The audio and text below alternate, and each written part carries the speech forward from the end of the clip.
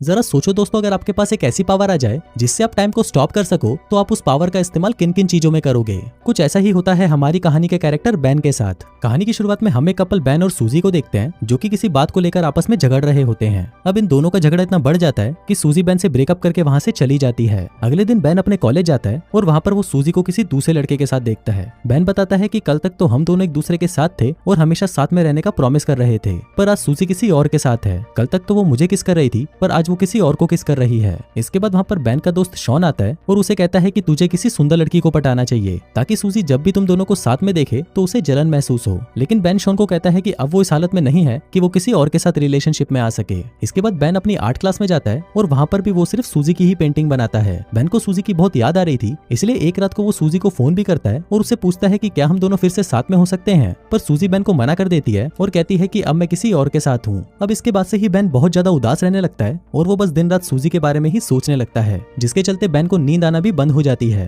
वो सोने की बहुत कोशिश करता है पर सो नहीं पाता, इसलिए बेन रात को बुक्स पढ़कर या टीवी देखकर ही अपना टाइम पास करता है। फिर एक रात को बेन कुछ सामान लेने के लिए ग्रोसरी स्टोर में जाता है और वहाँ पर वो एक नोटिस देखता है जिस पर लिखा था कि नाइट शिफ्ट पर काम करने के लिए यहाँ पर स्टाफ की जरूरत है। अब बेन को तो रात को नींद आती नहीं थी, इसलिए बेन सोचता है कि टाइम पास करने के लिए यहाँ पर काम करना ही सही रहेगा। फिर बेन उस स्टोर के मैनेजर के पास इंटरव्यू देने जाता है और मैनेजर उसे वहाँ पर काम करने के लिए सेलेक्ट कर लेता है। अगली रात से बेन उस स्टोर में काम करने लगता है। उस स्टोर में बेन के साथ एक लड़की भी काम करती थी जिसका नाम शैरन होता है। बेन देखता है